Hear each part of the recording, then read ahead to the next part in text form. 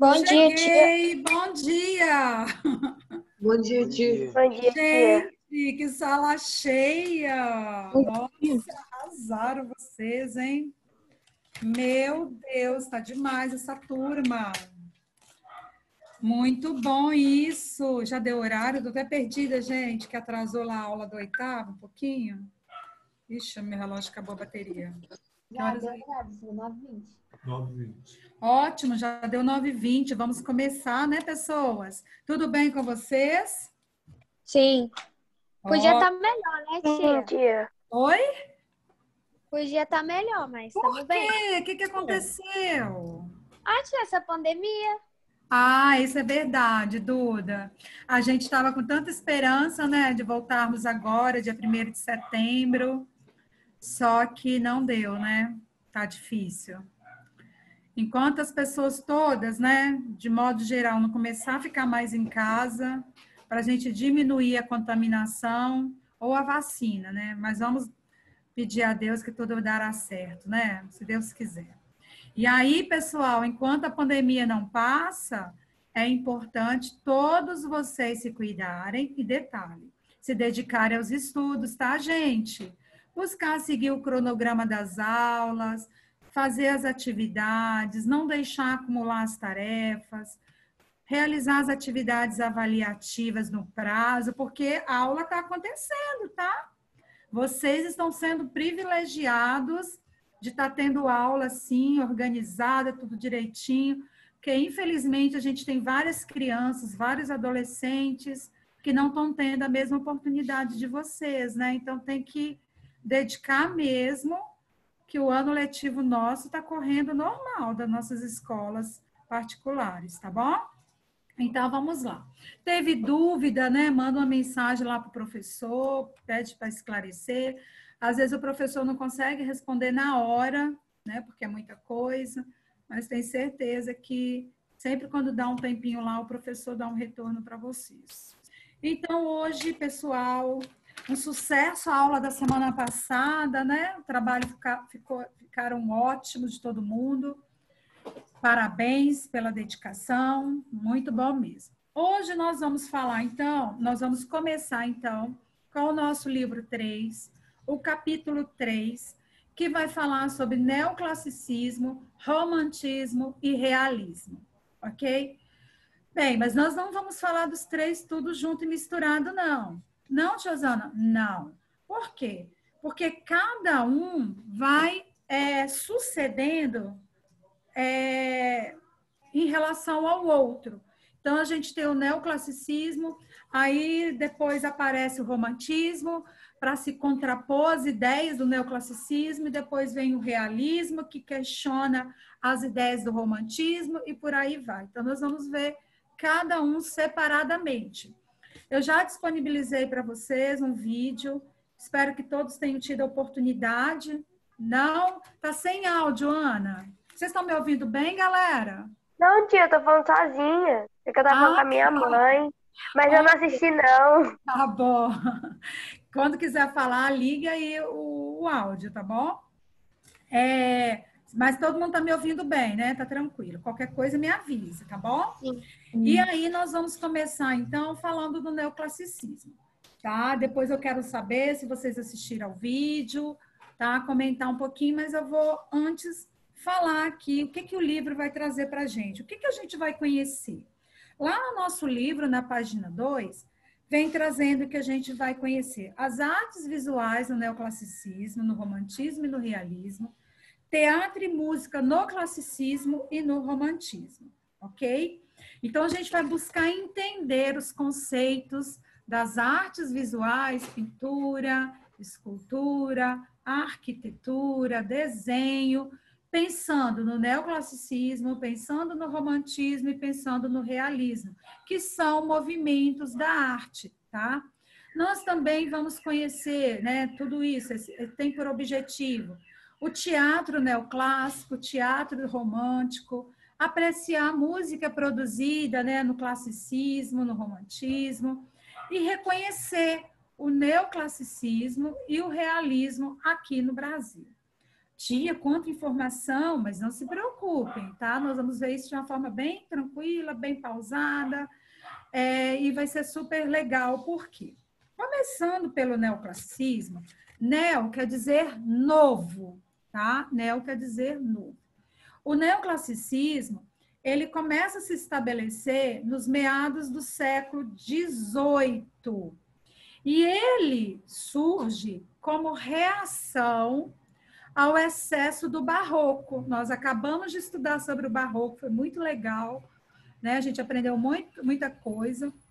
A gente viu que o barroco tinha toda aquela dramaticidade, aquele apelo emocional, né? Que foi muito bem já comentado aqui também por vocês. E aí o neoclassicismo veio, opa, chega de barroco. O barroco é muito exagerado, muito grotesco, muito dramático. Eu estou falando assim de uma forma mais espontânea, só para vocês entenderem. A gente precisa retomar outros conceitos. E aí, não sei se vocês vão lembrar, quando nós estudamos lá no 6º ano, a arte greco-romana, né? A arte greco-romana, só para vocês entenderem aí o neoclassicismo, a arte greco-romana valorizava o quê? A inteligência, o físico, o equilíbrio, a simetria, a estética, a beleza, né? Então, o que era o neoclassicismo? Chega de barroco, vamos resgatar aquilo que foi bom lá do passado? Vamos resgatar um pouco mais da cultura greco-romana? Por isso que se chama novo classicismo, porque dentro dessas características da arte greco-romana, o neoclassicismo trouxe um novo. Além de aproveitar aquilo que a arte greco-romana tinha, eles trouxeram novas ideias. Por isso que se chama neoclassicismo.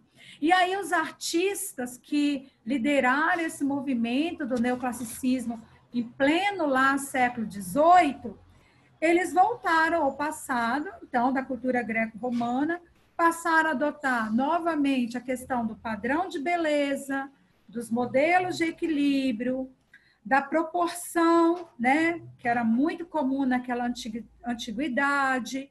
E aí, o que contribuiu também para esse resgate é que nesse período lá do século XVIII ocorreram algumas escavações arqueológicas. Quando esses arqueólogos começam a ir atrás de objetos do passado, então aconteceu essas escavações, né, nas cidades romanas de Herculano e Pompeia. E aí que foram destruídas, né, pelo Vesúvio em 79. E as coisas que foram encontradas nessas escavações, né, 1779. Essas coisas que foram encontradas, né, em 1738, lá em Herculano, em 1748, em Pompeia, eram objetos, ornamentos, pinturas, relíquias, que eram da cultura greco-romana. Então, essas coisas aí, nossa, encheram os olhos dos neoclassicistas, né, que já estavam ali também, muito envolvidos também com as ideias, com a arte, com a cultura do Renascimento. Então, eles pegam coisas da cultura greco-romana, mais coisas da cultura do Renascimento, e aí monta esse novo movimento chamado neoclassicismo. Uma outra característica que eles resgataram muito dentro desse movimento do neoclassicismo é no que diz respeito à arquitetura. Deixa eu ver se vocês conseguem lembrar quem foi aluno no ano passado da tia Osana. Quando a tia Osana pediu, quando a gente estudou a cultura greco-romana, que nós estudamos sobre a arquitetura, né, como eram os edifícios, os templos gregos, nós vimos que eles utilizavam muito do frontão, né, não sei se vocês conseguem imaginar, e das colunas. Lembram das colunas? E aí eu tinha uma atividade que era para vocês darem um giro pela região onde vocês moravam. Lembra, né? E ver se... Teve gente que foi até na van, tia. Oi? Teve gente que foi até na van. Isso, muito bem, Duda, isso aí. E aí vocês tinham que encontrar edifícios, né, construções que tivessem influência na cultura, na arquitetura greco-romana. E aqui em Linhares a gente tinha a Havan, que muitos conseguiram tirar foto, A a Universidade. maçonaria lá no centro, né, de Linhares. E eu trouxe algumas fotos também lá do fórum da prefeitura, né, a antiga prefeitura de São Mateus, enfim. Então, esse movimento dessa característica da arquitetura greco-romana voltou novamente para esse período que eu estou falando do neoclassicismo, lá no século XVIII, tá? Teve muita influência. Outra influência é que o neoclassicismo queria voltar para questões muito da razão, né? Da inteligência, que é uma característica muito grande da cultura, tanto greco-romana, como também da cultura do Renascimento. E uma outra questão importante é que, dentro desse aspecto da arquitetura, eles passam a pensar na arquitetura planejada. Ou seja, não vamos construir em qualquer lugar. Vamos pensar onde construir, como construir, o que nós queremos construir. E isso é muito característico do progresso, né? E aí, se a gente lembrar, e vocês devem ter estudado e discutir o Tiago, que no século XVIII a gente tem aí a questão da revolução industrial, né? Das indústrias, do progresso e tudo mais. Bem, o neoclassicismo, ele valorizou também a técnica e o desenho prévio na pintura. E aí a gente passa a ter uma outra questão, que é a arte a ser ensinada nas academias, né? A gente vai ver posteriormente, quando vocês mais à frente estudarem a arte moderna, que a arte moderna, ela descarta essa coisa acadêmica, né, do desenho perfeito, do desenho retratando a realidade. Mas, nesse período neoclássico, volta-se de novo, né, de ter a técnica perfeita, do desenho perfeito, do desenho retratando a realidade, de se aprender a pintar numa academia, onde os alunos, né, têm que aprender regras, né, aproximar a necessidade social e econômica, enfim, tudo isso. Outra questão que os artistas começaram a criar obras onde havia muito equilíbrio, simetria, ou seja, o desenho teria que sair perfeito.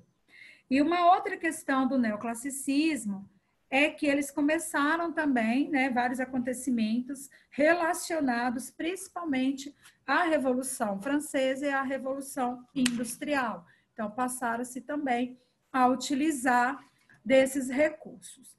Lá na página 4 e na página 5, a gente tem algumas obras desses principais pintores desse período neoclássico.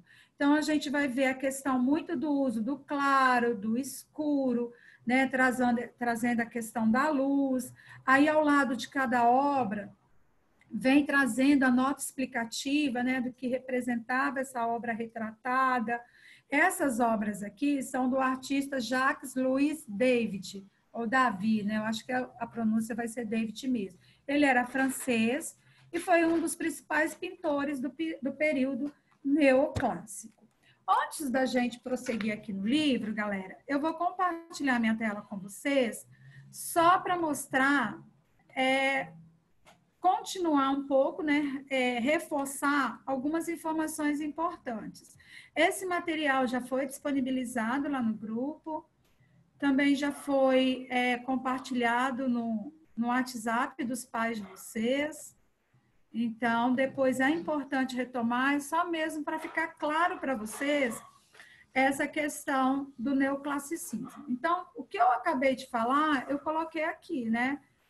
Neoclassicismo surge aí nas últimas décadas do século XVIII, então do meado do século XVIII, se mantém até o início do século XIX, tem a predominância da pintura, da escultura e da arquitetura, surge como reação ao barroco, então eles queriam, vamos deixar o barroco de lado, vamos retomar a arte da cultura greco-romana antiga, né? A afirmação do neoclassicismo, ele tem muito, ele surge como um desejo muito de curiosidade pelo passado, e isso se dá principalmente a partir das escavações arqueológicas de Pompeia e Herculano, né, no ano de 79 depois, que Pompeia e Herculano, e depois essas duas cidades são destruídas no ano de 79 depois de Cristo. E aqui, só para vocês lembrarem, né, que é uma arquitetura greco-romana, então a gente vê muito, olha só, tem muita gente que confunde a questão da arquitetura greco-romana. Eu considero que uma das características mais importantes para a gente ver numa edificação, se ela tem ou não influência, que ela não vai ser igualzinha, não sei que a pessoa queira construir igual, pode, lógico, né? Mas que ela tem alguma influência da cultura greco-romana, são principalmente as colunas. E aí, essas colunas aqui, dependendo do seu formato, elas vão ter um nome específico, tá? Então, o que mais... Vou pegar aqui, ó, essa daqui, que é o templo de Hefesto, lá na Grécia. Então, uma das características, não sei se dá para vocês acompanharem aqui com a setinha do mouse, é esse frontão aqui, ó, tá? Aí vem essa parte, tem um nome específico. Acho que eu até coloquei aqui nessa apresentação. E as colunas. Aí muita gente confunde o quê? Às vezes olha o frontão e aí o restante não tem nada a ver e já acha que é uma construção de influência grega. Não é, tá? Por quê? Porque esse frontão também é característico das construções do período colonial, tá bom? Então, a gente tem que analisar o conjunto da obra para a gente chegar, de fato, à conclusão se tem ou não uma influência greco-romana, como a gente vê na Havan, como a gente vê ali na maçonaria, no centro de Linhares, tá bom? Então, a partir de coisas que foram sendo descobertas, né, vasos, esculturas, isso tudo foi influenciando a questão do neoclassicismo, né, de retomar essas formas produzidas pelos gregos e romanos, né, reelaborar, lógico, de fazer melhor, por isso que fala novo, neo quer dizer novo, de trazer princípios, né, melhores, mais perfeitos, da racionalidade, da proporção, da medida, da simetria, da nitidez, tá bom? Outra característica do neoclassicismo é a inspiração nas pinturas renascentistas, que a gente também estudou, né? Estudamos lá o artista Rafael, aqui algumas obras, então eles também se inspiram em obras do Renascimento. Lembrando que o Renascimento, ele foi antes do Barroco, então olha que interessante, né? A gente tem o Renascimento, tem o Barroco, e agora a gente tem o neoclassicismo, que quer derrubar o barroco, né? Que quer retomar algumas influências do Renascimento, que quer retomar algumas influências greco-romanas. Outro ponto importante para a gente observar dentro da característica do neoclassicismo é as substituições das linhas diagonais e curvas, muito presentes lá no barroco, por linhas horizontais, e por linhas verticais, né? Porque traz esse traço firme, equilibrado, né? Da simetria. Um lado é simétrico ao outro, né? E uma outra característica dos neoclassicistas, que eles queriam muito expressar as virtudes cívicas, né? O dever, a honestidade, né? A questão mesmo dos temas heróicos, bem mesmo característica das ideias anteriores, tá? E falei aqui do livro, né? Um dos iniciadores dessa tendência do neoclassicismo é o Jacques Louis, né? Ele é pintor francês, ele gostava muito de imitar a arte grega, romana, e para inspirar, né, dentro desse novo contexto que a França vivia, né, depois da Revolução Francesa. A arte dele era muito correta, séria, ilustrava temas da história, tanto antiga como da mitologia, né, enfim. Aqui são algumas obras. Já terminou minha aula? Não, né? Alguém falou? Não. Professora, Oi, Felipe. a gente vai estudar o rococó? Não, então, o rococó, a gente chegou a comentar sobre isso, Felipe. O rococó foi um movimento lá dentro próprio do barroco. E qual era a diferença do rococó em relação ao barroco? O rococó, ele trazia mais leveza na obra. Ele mantinha-se as mesmas características do barroco, porém, se a gente voltar lá nas ideias do barroco, o barroco trazia muitas cenas dramáticas, fortes, de apelo emocional, né? Que quando a gente via, a gente sentia assim, uma dor. Já o rococó, ele trazia cenas dentro das características do barroco, porém com mais leveza, com mais suavidade, entendeu? Então, a gente não adentrou-se muito no rococó, porque isso é um conteúdo que vocês vão apreciar mais quando estiverem lá no ensino médio. Vocês vão, aliás, lá no ensino médio, vocês vão lembrar muito da tia Osana, espero. Porque muitos desses conteúdos aqui que a gente vem conversando, de uma forma mais resumida para a idade de vocês, para o conhecimento de vocês, vocês vão ver novamente lá no ensino médio, tá bom? Então, por isso que a gente não se aprofundou muito nessa linguagem artística, mas é só para você compreender que é a forma da arte relacionada ao barroco de uma forma mais leve, mais delicada, tá bom? Tá bom. Ficou claro, Felipe? Sim.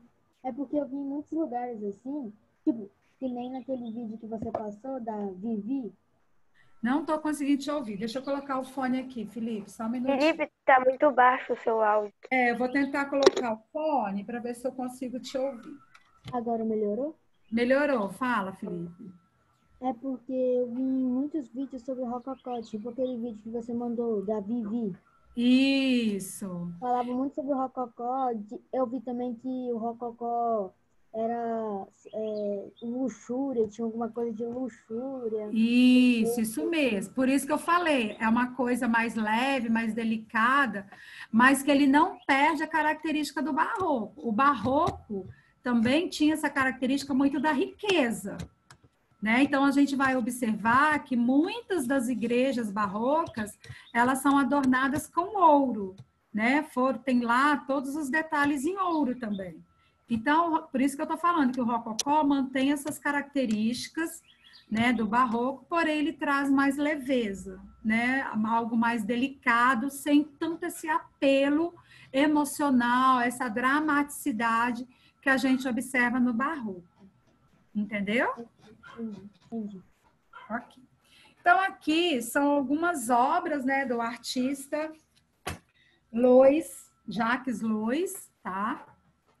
Bem, aqui é porque eu deixei também um texto para que vocês agregassem, né, uma leitura complementar, agregassem mais informações em relação ao neoclassicismo. E lá fala dessas duas construções, que é o Panteão de Paris, que tem totalmente, e a Porta de Brandemburgo, em Berlim, que tem as características da arquitetura greco-romana. Então, ó, muito bem, Ana, isso é texto mesmo.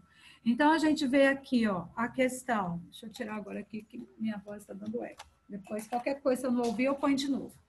A gente vê aqui, ó, claramente o frontão, né? A gente vê as pilastras. Eu achei que eu tivesse colocado nesse slide, mas eu acho que eu não coloquei. O Arco do Triunfo em Paris. Então, a fachada de Brist, né, museu em Londres. Então, são bem influências da arquitetura greco-romana. Eu não coloquei aqui, mas na próxima aula eu vou colocar, que é o nome dos tipos de colunas conforme é a escolha, né?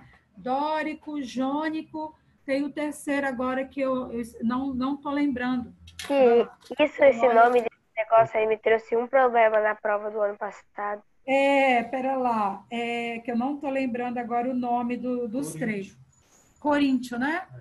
Dórico, jônico e coríntio. Que dependendo... Coríntio. Que dependendo do modelo de coluna, ela vai ter esse nome, né, característico. Mas na próxima aula eu vou trazer esse formato para vocês. Por quê? Essa informação para vocês, porque o próximo conteúdo que a gente vai estudar na página 9 é justamente sobre a arquitetura. E aí eu vou trazer essa informação que fala a respeito desses 3 tipos de coluna característico lá do grego romano, tá bom? Bem, em relação à atividade proposta, vamos lá então.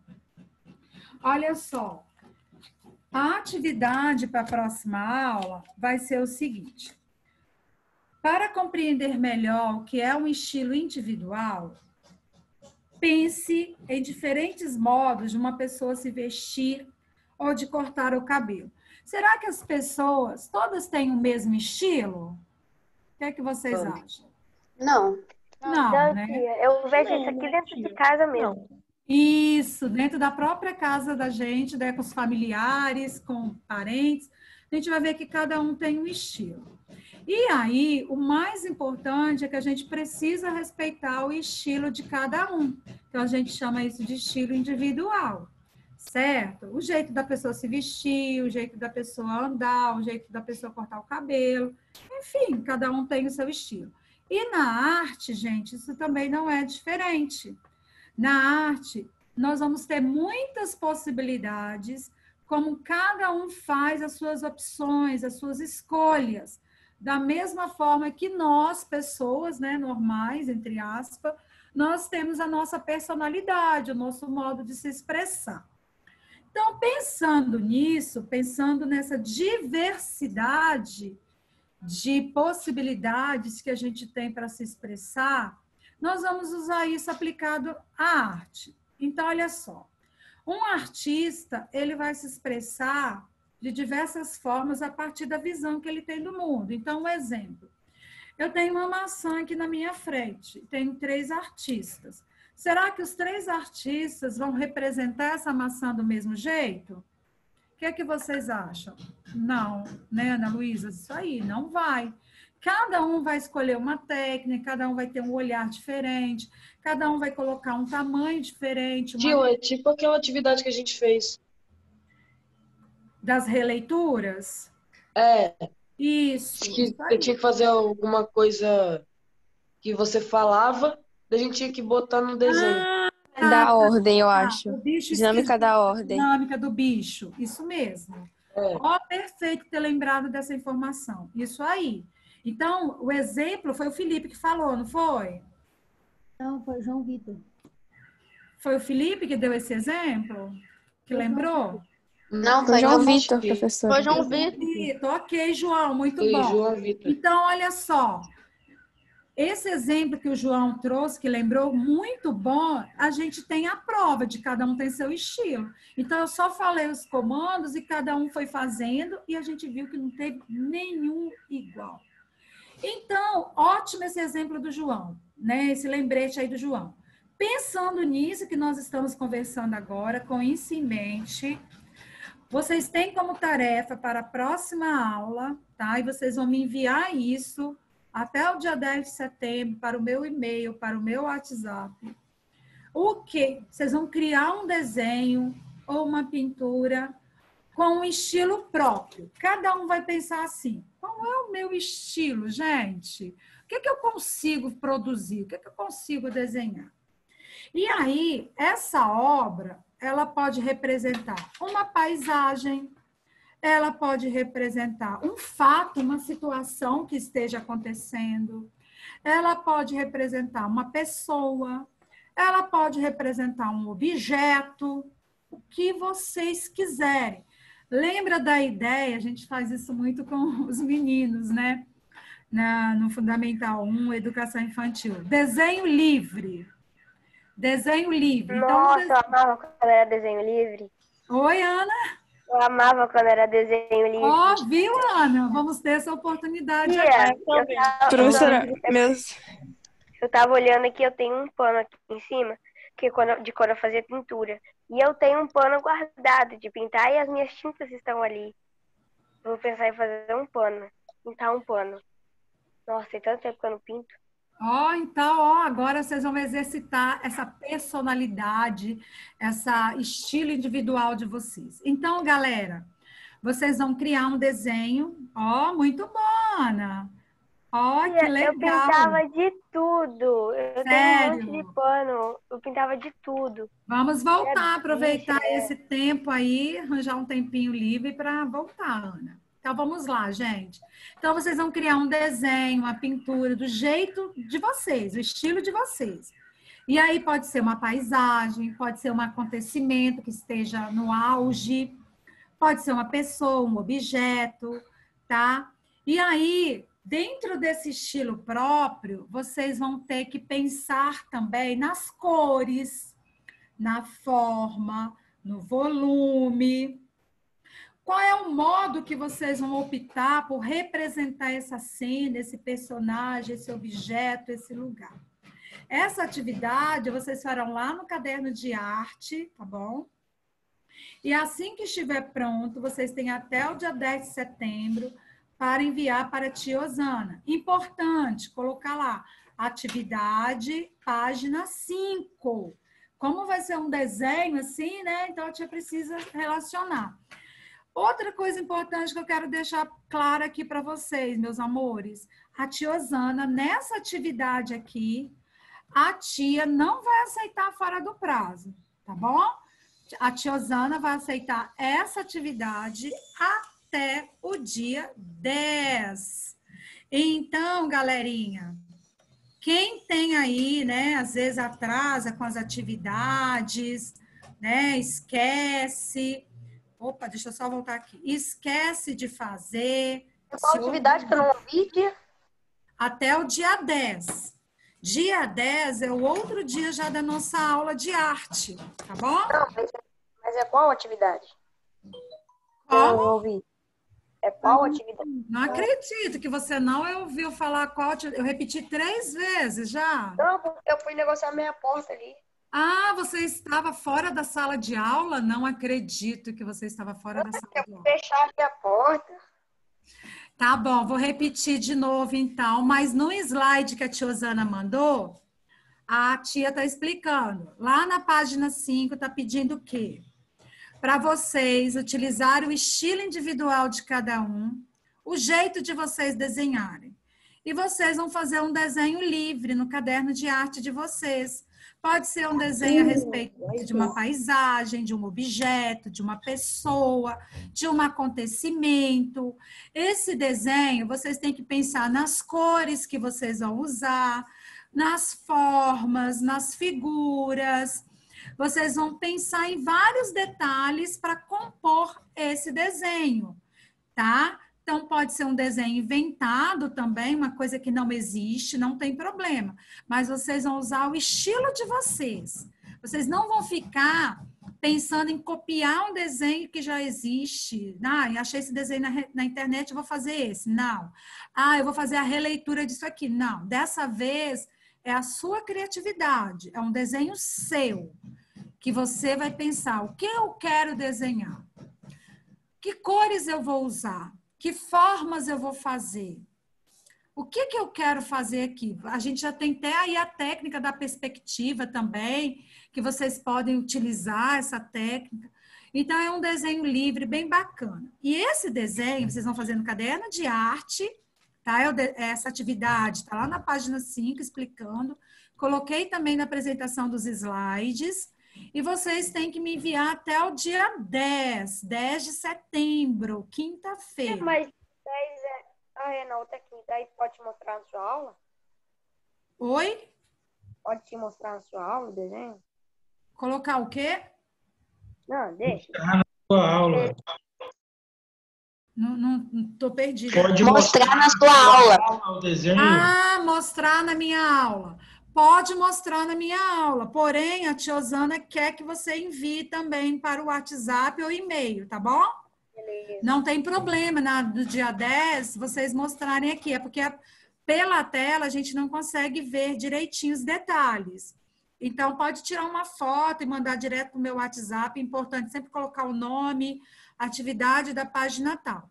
E reforçando, galera, quem não mandar a atividade no prazo, a tia não vai receber mais essa atividade. Combinado? Então, todo mundo está ciente. Vale ponto, com certeza, vale ponto. tá? Apesar, estamos no horário. Ok.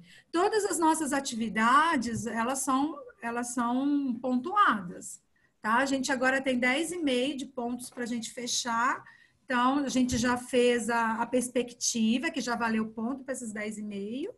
E agora tem essa atividade do desenho livre, né? De acordo com a personalidade do estilo de cada um. Ficou claro, então, meus amores, a atividade? Sim? Sim, professora. Ótimo. Muito bem. Então, gente, fiquem com Deus. Se quiser, já faça atividade agora, né? É bom que você já emenda e já fica com uma atividade a menos. Tem um feriado vindo aí, descansem, reponham as Amanhã, minha mãe me energias. ajuda. Hã? Fazer amanhã que minha mãe me ajuda. Ah, nada disso. Esse aqui é seu, esse desenho, viu, seu Guilherme? É da sua personalidade, do seu jeito de fazer. Tá bom, meus amores? Beijo, beijo. Tchau, tchau. Fica com Deus. Tchau, tchau, gente. Tchau, tchau, tchau, tchau.